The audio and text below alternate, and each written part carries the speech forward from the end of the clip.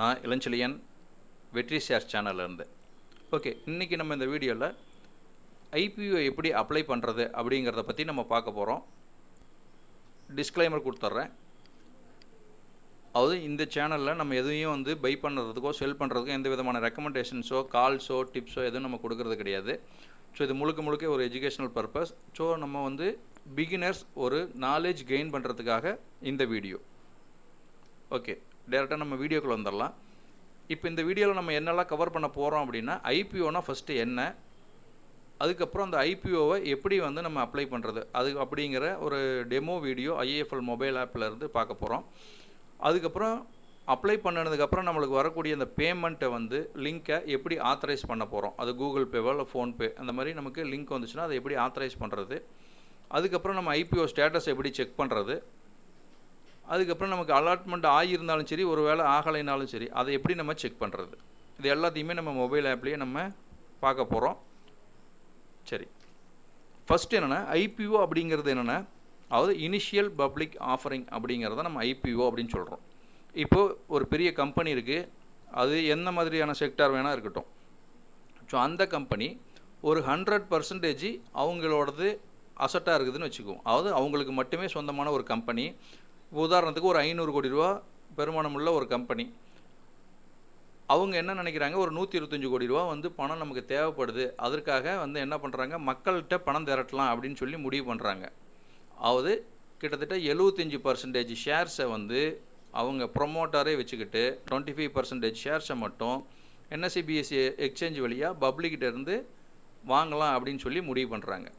So அப்படி அந்த கம்பெனியோட ஷேர்ஸை வெளியில் கொடுக்குற அந்த ஒரு நிகழ்வை தான் நம்ம ஐபிஓ அப்படின்னு சொல்கிறோம். ஸோ இன்றைக்கி பார்த்திங்கன்னா நம்ம லார்ஜ் கேப்பில் இருக்கக்கூடிய ஒரு பெரிய கம்பெனி அப்படின்னு எடுத்துட்டோம்னா Reliance, HDFC bank, Infosys, ICICI bank. So இந்த மாதிரி டாப் 10 இருக்கக்கூடிய எல்லா கம்பெனியுமே ஒரு காலத்தில் ஐபிஓ வழியாக உள்ளே வந்தவங்க தான்.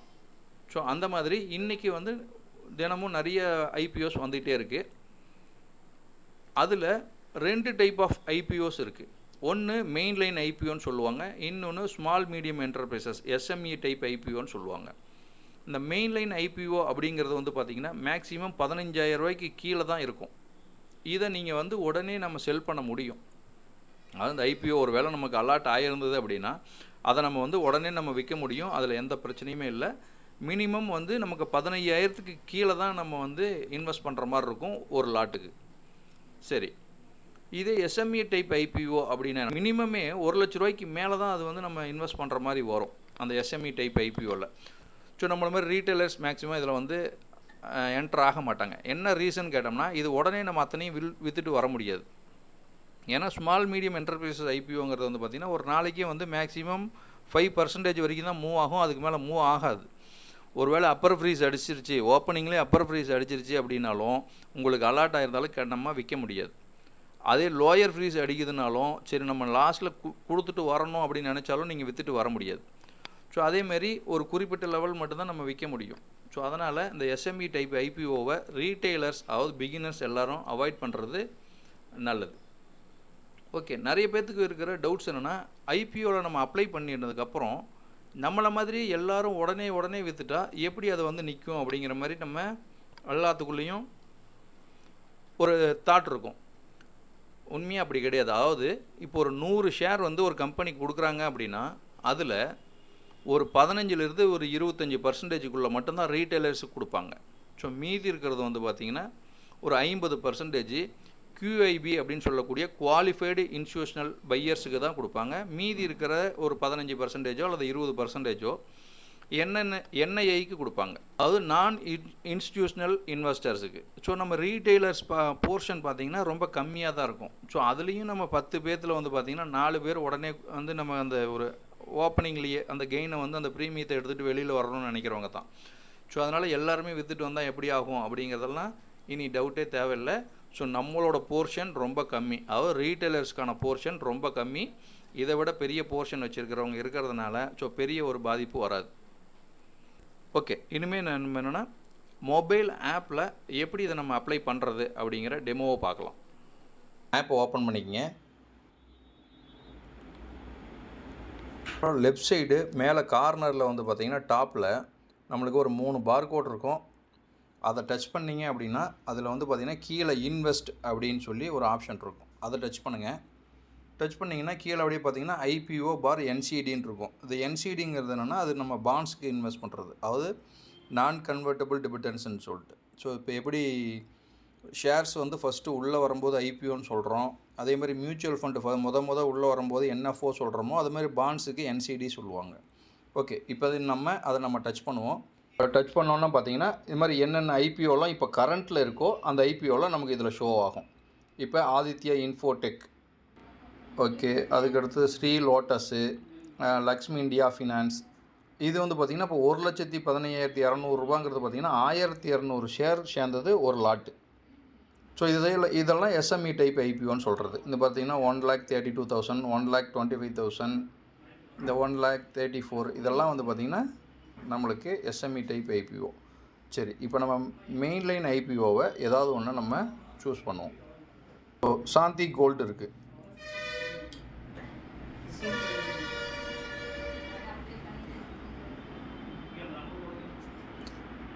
ஸோ இதை நம்ம டச் பண்ணுறோம். டச் பண்ணோன்னே இந்த மாதிரி விண்டோ ஓப்பன் ஆகும். இதில் கீழே பார்த்தீங்கன்னா ஒரு வால்யூம் பட்டன் மாதிரி ஒரு பட்டன் இருக்கும். இங்கே பார்த்தீங்கன்னா 14,925 ரூபா காமிக்குது, 75 ஷேர். ஸோ ஒரு ஷேரோட விலை 199 ரூபா. ஸோ இதை நம்ம இந்த வால்யூம் அதிகரிக்க குவான்டிட்டி, அந்த லாட் சைஸ் வந்து அதிகமாகும். இப்போ ஒரு லாட் அப்படின்னா 14,000 சில்லரை வருது. இதே 2 லாட் அப்படின்னா 29,000. ஸோ கீழே வந்து பார்த்திங்கன்னா 150 ஷேர்ஸ்னு வரும். ஸோ நீங்கள் எத்தனை லாட் நீங்கள் வந்து அப்ளை பண்ண போகிறீங்களோ அதுக்கு தகுந்த மாதிரி நீங்கள் இங்கே சேஞ்ச் பண்ணிக்கங்க. ஸோ இப்போ நம்ம ஒரு லாட்டுக்கு மட்டும் நம்ம பார்ப்போம். கீழே வந்து பார்த்திங்கன்னா கட் ஆஃப் கஸ்டம் அப்படின்னு இருக்கும். ஸோ நம்ம வந்து கஸ்டம் அப்படிங்கிறது என்னென்னா நம்மளாக பார்த்து ரேட் ஃபிக்ஸ் பண்ணுறது. ஸோ நம்ம வந்து கட் ஆஃப்னா ஆல்ரெடி 199 ருபீஸில் நம்ம அப்ளை பண்ணால் மட்டும்தான் கிடைக்கும். இந்த கட் ஆஃப்லாம் உள்ளே இருக்கக்கூடிய ஸ்டாஃப்ஸு, ஸோ அந்த மாதிரி இருக்கிறவங்களுக்கு மட்டும்தான். ஸோ அதனால் நம்ம அதுக்குள்ளே போக வேணாம், டேரெக்டாக டிஃபால்ட்டாக என்ன இருக்குதோ அப்படியே வச்சுக்கோங்க. நேராக அப்ளை நவ். ஸோ இப்போ இந்த பேஜ் ஓப்பன் ஆகிடுச்சு. இங்கே எதுவுமே இல்லை. நம்ம வந்து என்ன பண்ண போகிறோம் அப்படிங்கிறது இதில் காமிக்குது. 199 ருபீஸ் ஷேர் ப்ரைஸ் நம்ம செட் பண்ணியிருக்கோம். 75 ஷேர் சேர்ந்தது. ஒரு லாட்டு 14,925 ரூபாய்க்கு நம்ம அப்ளை பண்ண போகிறோம் அப்படின்னு. எஸ். அடுத்து நெக்ஸ்ட். இப்போ நம்ம இங்கே உள்ளே வந்தோடனே எபவுட் யுவர் அப்ளிகேஷன் செல்ஃபா இல்லை அதர்ஸா. ஸோ நீங்கள் அப்ளை பண்ண போகிறது உங்களுக்காகவா அல்லது அடுத்தவங்களுக்காகவா அப்படிங்கிற மாதிரிலாம் கேட்கும். இது டிஃபால்ட்டாக செல்ஃப்னு தான் இருக்கும். அதை அப்படியே வச்சுக்கிங்க. நெக்ஸ்ட்டுக்கு உள்ளே போய்க்கிங்க. ஸோ நீங்கள் உள்ளே போனோன்னே நெக்ஸ்ட் இதுதான் ரொம்ப முக்கியமான போது என்னென்னா உங்களுடைய பேமெண்ட்டை வந்து எடுத்துக்கிறதுக்கு. இப்போது இதில் இங்கே பார்த்தீங்கன்னா மேலே இந்த இடத்துல UPI ஐடின்னு இருக்கும். ஸோ இப்போ இந்த இடத்துல UPI ஐடி வந்து நீங்கள் கொடுக்கணும். நீங்கள் உங்களோட கூகுள் பே யூஸ் பண்ணி ஜிபே பண்ணிக்கிட்டு இருக்கிறீங்களா அல்லது ஃபோன்பே பண்ணிகிட்டு இருக்கிறீங்களோ அங்கே போனீங்கன்னா உங்களோட UPI ஐடி என்னங்கிறத நீங்கள் கண்டுபிடிச்சிக்கலாம். ஸோ அந்த UPI ஐடியில் நேமை மட்டும் இங்கே போடுங்க. மீதி வந்து பார்த்திங்கன்னா அதுக்கு பின்னாடி வர அந்த அப்ரிவேஷன் இங்கேயே இருக்கும். ஸோ நம்ம அதை வந்து செலக்ட் மட்டும் பண்ணால் போதும். நீங்கள் அதையும் சேர்த்து இதே இந்த காலத்தில் டைப் அடிச்சுட்டு இருக்க வேணாம், அது தப்பாக போயிடும். ஸோ நீங்கள் UPI ஐடி கரெக்டாக கொடுத்துட்டீங்க அப்படின்னா வெரிஃபைடு கரெக்டாக வந்துடும். ஸோ இந்த UPI ஐடி நீங்கள் என்ன கொடுக்கணும் அப்படின்னா, நீங்கள் trading account demat account open பண்ணும்போது என்ன பேங்க்கு கொடுத்தீங்களோ அந்த பேங்க்கோட UPI ஐடி கொடுக்கணும். இப்போ உதாரணத்துக்கு நீங்கள் அக்கௌண்ட் ஓப்பன் பண்ணும்போது ஒரு HDFC பேங்க்கு கொடுத்துருக்குறீங்க. ஆனால் நீங்கள் ஜிபே வச்சுருக்கிறது வந்து பார்த்திங்கன்னா ஸ்டேட் பேங்க் வச்சுருக்கிறீங்க. அப்படின்னா அந்த ஸ்டேட் பேங்க்கோட UPI ஐடியை கொண்டு வந்து இங்கே போடக்கூடாது. ஸோ நீங்கள் அக்கௌண்ட்டு நம்ம ட்ரேடிங் அக்கௌண்ட் டெர்மினல் நீங்கள் என்ன ஓப்பன் பண்ணும்போது அக்கௌண்ட் நம்பர் கொடுத்துருக்கீங்களோ அந்த பேங்க்குக்கு உண்டான UPI ஐடி நீங்கள் எனேபிள் பண்ணணும். ஓகே, இதை கொடுத்து நீங்கள் வெரிஃபை ஆகிடுச்சு அப்படின்னா அடுத்து கீழே வந்துட்டு நெக்ஸ்ட். அவ்வளோதான், இப்போ முடிஞ்சுது. So we have received your application request அப்படின்னு காமிச்சிருச்சு. ஸோ நம்ம அப்ளை பண்ணிட்டோம். நெக்ஸ்ட்டு ஸ்டெப் என்னென்னா நம்ம பேமெண்ட் பண்ணணும். ஸோ நமக்கு பேமெண்ட் ஆப்ஷனுக்கு நமக்கு கூகுள் பேயில் நம்மளுக்கு வந்து பார்த்திங்கன்னா ஜிபேயில் உங்களுக்கு ஆத்தரைஸ் வரும். அதாவது ஆத்தரைஸ் பண்ண சொல்லி அந்த லிங்க் வந்து நிற்கும். ஓகே, இப்போ நம்ம வந்து பார்த்திங்கன்னா அந்த லிங்க் வந்திருக்கா இல்லையா அப்படிங்கிறத நம்ம ஜிபேயில் போய் செக் பண்ணி பார்ப்போம். இப்போ நீங்கள் உள்ளே வந்தீங்கன்னா இங்கே வந்து நீங்கள் மேலே வந்து பாருங்கள் இந்த பிஸ்னஸ் அப்படிங்கிற ஒரு சில நேரத்தில் உங்களுக்கு மேலேயே இருக்கும், நீங்கள் பார்க்காம இருந்தீங்க அப்படின்னா இந்த மாதிரி பிஸ்னஸ் அப்படிங்கிற அந்த ஹெட்லைனுக்கு கீழே இருக்கும். இங்கே பார்த்தீங்கன்னா ஸ்ரீ கோல்டு அப்படிங்கிறது இருக்குதுன்னு. ஸோ ஸ்ரீ கோல்டு இன்டர்நேஷ்னல் அப்படிங்கிறது. ஸோ நீங்கள் இங்கே போயிட்டு இப்போ அப்ரூவ் அல்லது டிக்ளைன் என்ன, இப்போ அப்ரூவ் கொடுக்குறீங்க அப்படின்னா டேரெக்டாக உங்கள் அக்கௌண்ட்டில் இருக்கக்கூடிய பேமெண்ட்டு பிளாக் ஆகிடும். இப்போ உதாரணத்துக்கு நீங்கள் ஒரு 20,000 வச்சுருக்கிறீங்க அப்படின்னா இந்த 14,925 ருபீஸ் வந்து பிளாக் ஆகிடும். உங்கள் அக்கௌண்ட்டை விட்டு வெளியிலையும் போகாது. ஸோ நீங்களும் பயன்படுத்த முடியாது. ஒருவேளை உங்களுக்கு வந்து ஷேர்ஸ் அலாட் ஆகிடுச்சு, ஐபிஓவில் உங்களுக்கு ஷேர்ஸ் அலாட் ஆகிடுச்சு அப்படின்னா ஆட்டோமேட்டிக்காக இந்த பணம் அவங்களோட அக்கௌண்ட்டுக்கு போயிடும். அப்படி இல்லைன்னா அன்பிளாக் பண்ணிவிடுவாங்க. ஆட்டோமேட்டிக்காக நீங்கள் அந்த பணத்தை யூஸ் பண்ணலாம். ஸோ இந்த பிளாக் பண்ணியிருக்கும்போது உங்கள் நெட் பேங்கிங்கில் உங்கள் பேலன்ஸை போய் செக் பண்ணிங்கன்னா அவைலபிள் பேலன்ஸ் ஒன்று காமிக்கும், லெட்ஜர் பேலன்ஸ் ஒன்று காமிக்கும். ஸோ அவைலபிள் பேலன்ஸில் 20,000 அப்படியே இருக்கும், ஆனால் லெட்ஜர் பேலன்ஸில் கம்மியாக இருக்கும். ஸோ என்ன ரீசன் அப்படின்னா அந்த பேமெண்ட்டை வந்து பிளாக் பண்ணியிருக்காங்க அப்படின்னு அர்த்தம். உதாரணத்துக்கு நம்ம அக்கௌண்ட்டில் நம்ம ஒரு அமௌண்ட் வச்சுருக்கோம். ஸோ எவரி குவார்ட்டர் வந்து பேங்க் வந்து ஒரு இன்ட்ரெஸ்ட் ரேட் போட்டு நம்ம அக்கௌண்ட்டில் வச்சுருக்கிற பணத்துக்கு நமக்கு இன்ட்ரெஸ்ட் பே பண்ணுவாங்க. இந்த ஒரு 5 நாள் 6 நாள் நம்ம அக்கௌண்ட்டில் வந்து சும்மா லிக்விடாக இருக்கிற பணத்துக்கு நம்ம ஒரு ஐபிஓ அப்ளை பண்ணலான்னு போகிறோம். இந்த 5 நாள் ஒரு 7 நாள் ஆகுது. இதுக்குண்டான இன்ட்ரெஸ்ட் கிடைக்குமா அல்லது இந்த 7 நாள் வந்து கட் பண்ணிவிடுவாங்களா அப்படின்னு கேட்டிங்கன்னா, ஸோ உங்களுக்கு எந்த இதுவும் கட் பண்ண மாட்டாங்க. அந்த 7 நாளைக்கு உண்டான இன்ட்ரெஸ்ட்டும் தான் சேர்ந்து தான் கிடைக்கும். ஸோ அந்த குவார்ட்டரில் அந்த 7 நாள் அப்படிங்கிறது உங்கள் அக்கௌண்ட்டில் பணம் இருக்கிற மாதிரியே தான் கன்சிடர் பண்ணிக்குவாங்க. ஸோ அதில் எந்த இஷ்யூவுமே கிடையாது. ஓகே, இப்போ நீங்கள் அக்கௌண்ட்டில் பணம் வச்சுருந்தீங்க அப்படின்னா உடனே நீங்கள் அப்ரூவ் கொடுத்துருங்க. ஒருவேளை அக்கௌண்ட்டில் பணம் இல்லைன்னா அக்கௌண்ட்டில் டக்குன்னு பணத்தை கொண்டு வந்துட்டு அதுக்கப்புறம் அப்ரூவ் கொடுங்க. சரி, இப்போ எனக்கு வந்து அலாட் ஆகிடுச்சா இல்லையா, அதான் நான் பேமெண்ட் பண்ணிடுறேன். பண்ணினதுக்கப்புறம் எனக்கு அலாட்மெண்ட் ஆகிடுச்சா இல்லையா அப்படிங்கிறத எப்படி செக் பண்ணுறது அப்படின்னா, ஸோ நீங்கள் நேராக உங்களோட அதாவது ஜிபேவோட செகண்ட் பேஜுக்கு போயிடுங்க.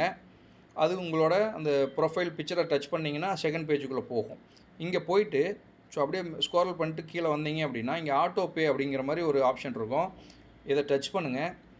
டச் பண்ணிங்க அப்படின்னா இங்கே லைவ், பெண்டிங், கம்ப்ளீட்டட் அப்படின்னு ஒரு 3 ஆப்ஷன் காமிக்கும். ஸோ லைவுங்கிறது என்னென்னா நீங்கள் பேமெண்ட் பண்ணினதுக்கப்புறம் அவங்க எத்தனை நாள் டேட் கொடுத்துருக்காங்களோ, அதாவது ஐபிஓ இத்தனாம் தேதி ஓப்பன் ஆகுது, இத்தனாம் தேதி க்ளோஸ் ஆகுது, ஸோ இத்தனாம் தேதி தான் ரீஃபண்ட் ஆகுது, இத்தனாம் தேதி லிஸ்டிங் ஆகுது, நமக்கு ஒரு டேட் இருக்கும். ஸோ அந்த டேட் வரைக்குமே பார்த்திங்கன்னா உங்களுக்கு லைவில் காமிக்கும். உங்களுக்கு அலாட்மெண்ட் ஆகுதா இல்லையா அப்படிங்கிற தேதி வரைக்கும் லைவில் இருக்கும். ஒருவேளை உங்களுக்கு அலாட்மெண்ட் ஆகிடுச்சினாலும் சரி ஆகலைனாலும் சரி அந்த டேட்டில் ஆட்டோமேட்டிக்காக கம்ப்ளீட்டடுக்கு போயிடும். ஸோ இது என்ன கம்ப்ளீட்டட் அப்படின்னு கேட்டிங்க அப்படின்னா, ஒருவேளை உங்களுக்கு அந்த ஐபிஓ ஷேர்ஸ் அலாட் ஆகிருந்தால் இங்கே உங்களுக்கு ஒரு க்ரீன் கலரில் டிக் மார்க் போட்டு காமிக்கும் கம்ப்ளீட்டட் அப்படின்ட்டு. ஒருவேளை ரெட் கலரில் ரிவோக்டுன்னு காமிச்சதுன்னா ஸோ உங்களுக்கு கிடைக்கல அப்படின்னு அர்த்தம். ஸோ அந்த ஐபிஓ உங்களுக்கு அலாட் ஆகலை அப்படிங்கிறத நம்ம இங்கே புரிஞ்சிக்கலாம். ஸோ ரொம்ப ஈஸியாக நீங்கள் ஜிபேனா ஜிபே அல்லது ஃபோன்பேனா ஃபோன்பே, ஸோ இதுலேயே நீங்கள் தெரிஞ்சிக்க முடியும். ஓகே, இந்த பிளாக் பண்ணுற அமௌண்ட் இதை வந்து பார்த்திங்கன்னா அஸ்பான்னு சொல்லுவாங்க. அதாவது application supported by blocked amount அப்படின்னு சொல்லுவாங்க. ஒரு சில நேரத்தில் நிறைய மெம்பர்ஸ் வந்து அஃபெக்ட் ஆகிற விஷயம் என்னென்னா, எனக்கு வந்து அலாட்டும் ஆகலை, அதே நேரத்தில் அன்பிளாக்கும் ஆகலை, பேமெண்ட் வந்து உள்ளேயே இருக்குது அப்படிங்கிற மாதிரி ஃபீல் பண்ணுவாங்க.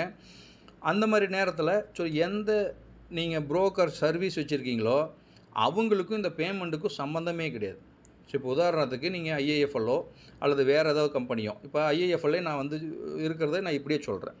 ஸோ இப்போ ஐஏஎஃப்எல் வச்சுருக்கிறீங்க அப்படின்னா உங்களோட புரோக்கர் கம்பெனிக்கும் இந்த பேமெண்ட்டுக்கு சம்மந்தம் இல்லை. ஸோ இது முழுக்க பேங்க்குக்கும் இந்த யூபிஐ சிஸ்டத்துக்கும் இருக்கக்கூடிய சம்மந்தம் தான். ஒருவேளை அந்த பேமெண்ட் உங்களுக்கு ஆகலைன்னா, இப்போ உதாரணத்துக்கு நான் ஒரு இது ஓப்பன் பண்ணி காமிக்கிறேன். இப்போ காலா பிரிசிஷன் அப்படிங்கிற ஒரு ஐபிஓ அப்ளை பண்ணியிருந்தோம். ஸோ நமக்கு கிடைக்கல, பேமெண்ட் ரிவோக்கட் ஆகிடுச்சு. ஸோ இங்கே போனீங்கன்னா நம்ம இன்வாய்ஸ் எல்லாம் செக் பண்ண முடியும். இதில் மேண்டேட் டீட்டெயில்ஸ் அப்படின்னு சொல்லி போட்டு ஒன்று இருக்குது, ஸ்டார்ட் டேட் ஒன்று இருக்குது, எண்ட் டேட் ஒன்று இருக்குது. ஸோ ஒரு சில நேரத்தில் அந்த எண்டு டேட் வரைக்குமே ஒரு சில பேங்க்ஸ் வந்து பேமெண்ட்டை வந்து அன்பிளாக் ஆகாமல் வச்சுருப்பாங்க. ஸோ அப்போ நீங்கள் உங்களுக்கு வந்து அலாட் ஆகலை அப்படின்னா ஸோ உடனடியாக நீங்கள் பேங்க்குக்கு போய்ட்டு ஒரு ரிக்வெஸ்ட் லெட்ரு, இந்த மாதிரி ஒரு ஐபிஓ நான் போட்டிருந்தேன், எனக்கு அலாட் ஆகலை அப்படிங்கிற விஷயத்தை சொல்லி அதுக்கு ஒரு ஸ்க்ரீன்ஷாட்டு நீங்கள் ஒரு பிரிண்ட் அவுட் எடுத்து ஒரு கவரிங் லெட்டர் எழுதி உடனே ரிலீஸ் பண்ண சொல்லி ஒரு ரிக்வெஸ்ட்டு கொடுத்துருங்க. அவங்க பார்த்துட்டு உடனே பண்ணிவிடுவாங்க. அப்படி இல்லையா, இந்த எண்டு டேட் வரைக்கும் அவங்க பண்ண முடியாது, அதுக்கப்புறம் தாங்க பண்ண முடியும் அப்படிங்கிற மாதிரி விஷயத்த சொல்லுவாங்க. ஸோ மேக்ஸிமம் ஆகிடும், உங்கள் பணம் எங்கேயும் போகாது. இதையும் தாண்டி வந்து பேமெண்ட் வரலை அப்படின்னா, இந்த ஐபிஓ ரிஜிஸ்டர் ஏஜென்சின்னு ஒன்று இருக்கும், ரிஜிஸ்டர் ஆஃபீஸர். ஸோ அவருக்கு நம்ம ஒரு மெயில் போட்டு, எனக்கு வந்து அலாட்மெண்ட் ஆகலை, ஸோ என் பேமெண்ட் இது வரைக்கும் எனக்கு பேங்க் வந்து ரிட்டர்ன் கொடுக்கல, அன்பிளாக் பண்ணாமல் இருக்காங்க, எனக்கு இது அன்பிளாக் பண்ணுறதுக்கு எனக்கு உடனே பேங்க்குக்கு இன்டிமேஷன் கொடுங்க அப்படிங்கிற மாதிரி நம்ம ஒரு மெயில் போடுற மாதிரி இருக்கும். ஸோ இது வரைக்கும் எங்களோட கிளைண்ட்ஸுக்கு யாருக்கும் அப்படி ஒரு சுச்சுவேஷன் வந்ததில்லை. ஸோ அப்படி ஏதாவது உங்களுக்கு இருந்தது அப்படின்னா அதை கமெண்ட்டில் வந்து நீங்கள் கமெண்ட் பண்ணுங்கள். ஸோ நான் அதுக்கு ஏதாவது சொல்யூஷன் இருந்ததுன்னா நான் உங்களுக்கு ஷேர் பண்ணுறேன். ஓகே, நம்ம ஐபிஓவில் மேக்ஸிமம் எல்லா விஷயத்தையும் கவர் பண்ணிட்டோன்னு நினைக்கிறேன்.